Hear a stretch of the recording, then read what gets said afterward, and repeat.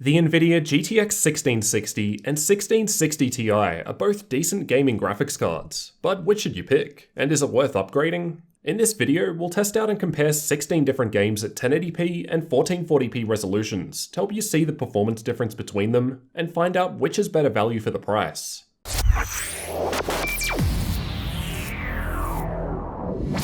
Let's quickly take a look at how the GTX 1660 Ti and 1660 actually differ in terms of specs. Note that things like clock speed and power will vary between specific cards. These are just the reference specs for each model. The Ti has 9% more CUDA cores, however the 1660 non-Ti has slightly higher base and boost clock speeds. The memory is also different between them, where the 1660 is using older and cheaper GDDR5 memory. So while both have 6GB, the 1660's memory is slower compared to the Ti's. For the testing, I'm using the MSI GTX 1660 Ti Gaming X and the MSI GTX 1660 Gaming X. So both cards are from the same company and even from the same series, with the same coolers, as apples to apples as I could make things. The system that I'm testing with has an Intel i7-8700K CPU overclocked to 5.0 GHz in an MSI Z390 Gaming Pro Carbon motherboard, along with 16GB of T-Force Nighthawk CL16 memory from Team Group running at DDR4 3200 in dual channel. Check the links in the description for details on all of the components as well as for up-to-date pricing. The same Windows updates and Nvidia driver 419.35 were used for the testing, so let's get into the results. Let's start out with Apex Legends, which was tested with all settings maxed out. In all upcoming graphs, I've got the GTX 1660 shown by the top bar in red, while the GTX 1660 Ti is shown below in purple, while the two different resolutions, 1080p and 1440p, are shown on the left. In terms of average FPS, the Ti was 7% ahead of the non-Ti at 1080p, then a much larger 24% ahead at 1440p. Assassin's Creed Odyssey was tested with the built-in benchmark using high settings, and the 1660 Ti was 16% ahead in average FPS at 1080p, rising up to 21% faster at 1440p. The increase to 1% low was a bit lower. It was 10% higher at 1080p with the Ti, and 15% higher at 1440p.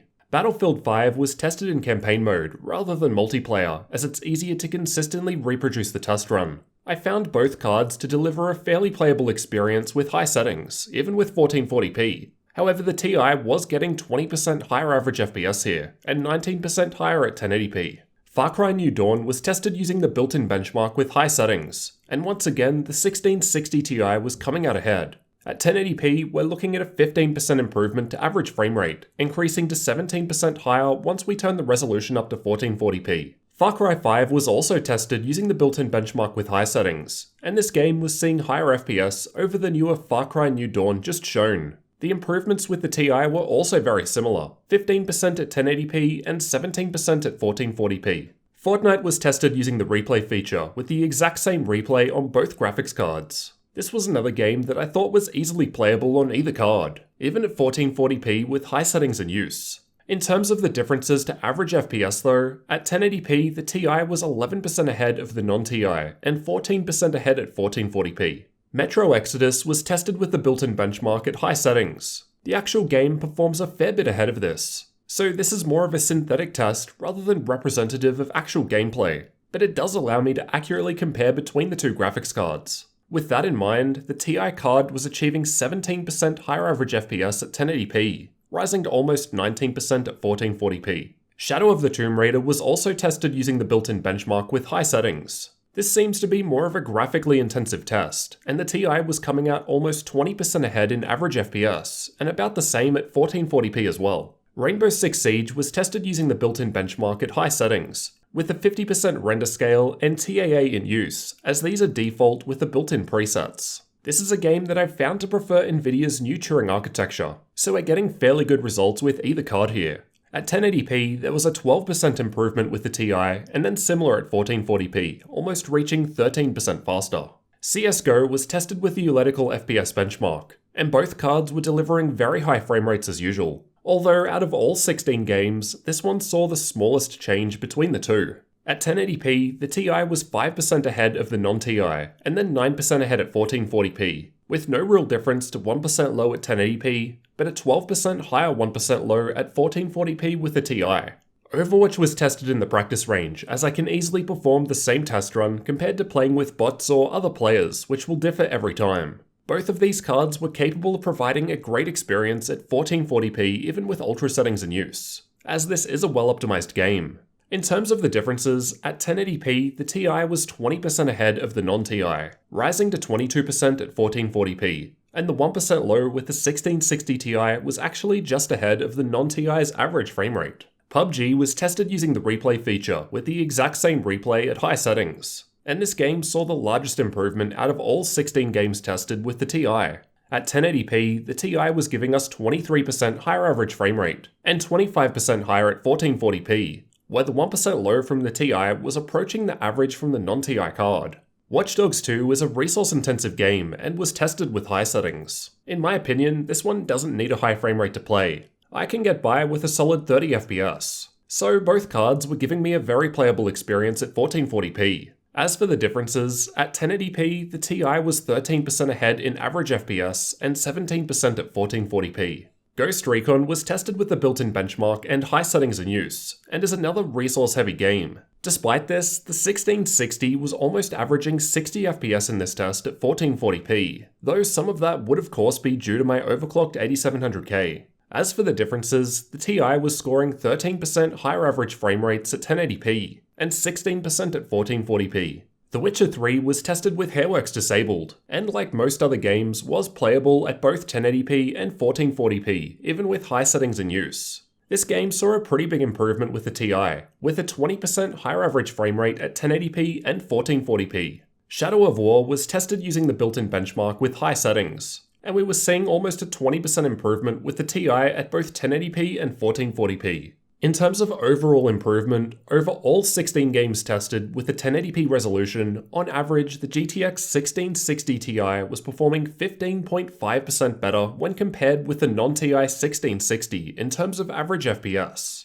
At 1440p, on average, over the same 16 games, the GTX 1660 Ti was now scoring 18.6% higher average frame rates when compared with the GTX 1660. This usually happens, where higher resolutions show larger differences as we start becoming more GPU bound. As both of these cards appear to be the same size and have the same coolers, we should be able to accurately compare temperatures, power draw, clock speed, and fan speed. Starting with the temperatures, with an ambient room temperature of 24 degrees Celsius, the 1660 Ti was consistently 2 to 3 degrees Celsius warmer than the 1660 with the Heaven benchmark running. Though realistically, neither were getting very hot and the difference was small. Here are the fan speeds from the same tests. With the fans working on their default fan curves, the fans on the 1660 were running a bit slower than the Ti version. However, when we manually max out the fans with MSI Afterburner, the 1660 appeared to run faster. Here's what these different fan speeds sounded like to give you an idea of what to expect.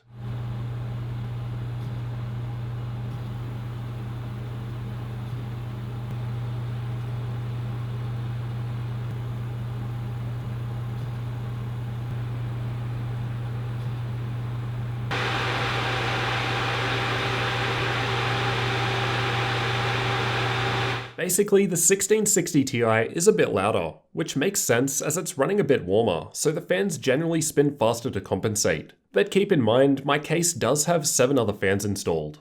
These are the average clock speeds with the same Heaven benchmark running. We can see that while under load, the clock speeds from the 1660 were a little ahead of the 1660 Ti. Which makes sense, given as we saw at the start in the specs, it had a higher base and boost clock speed. This is what we're looking at in terms of total system power draw from the wall, again with the Heaven benchmark running. With both cards at stock, the 1660 Ti was using 11.5% more power. Then with both overclocked, this lowers slightly to 10.9% more power. I think this difference is acceptable, given there was a 15% improvement to performance at 1080p and 18% at 1440p.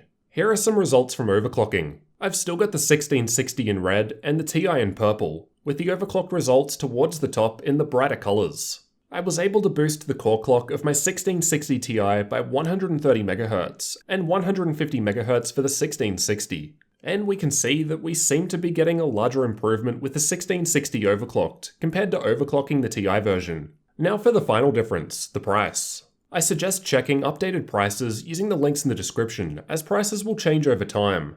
At the time of recording, in the US, my MSI Gaming X 1660 is going for $250 while my MSI Gaming X 1660 Ti is $60 more at $310, or 24% more money. There are of course cheaper options. The cards I'm testing with are from the higher end of the spectrum. The 1660 launched at $219, while the 1660 Ti launched at $279. So again, a $60 difference in price there. Is it worth paying more for the Ti? When we just look at the difference between cards, you're paying 24 to 27% more for 15% more performance on average at 1080p or 18% more at 1440p. When we factor in the rest of the cost of a system though, the percentage difference lowers. Say you're spending $1,000 on your PC for example. An extra $60 is only 6% more for significantly more performance. So in that context, it does seem more worthwhile. With that in mind, if I was buying new today, I'd pick the 1660 Ti. Mostly because it's giving fairly good results at 1440p, which is a resolution I personally prefer. If you're just targeting 1080p though, as we've seen, the 1660 is definitely capable, even at higher settings, and even still does okay in many games at 1440p. You've also got the option of overclocking the 1660 to get extra performance too, although you could also overclock the Ti. In my own testing, I was able to get more out of the non-Ti card, but that will vary between cards. As both the 1660 and 1660 Ti have only just launched, you'll probably have a hard time finding them on the secondhand market. But that's also going to be an option for a better deal in the future too, if you don't mind having a warranty. Let me know which card you'd pick down in the comments and why. The GTX 1660 Ti or 1660. And if you're new here, don't forget to subscribe for more comparisons and tech videos like this one.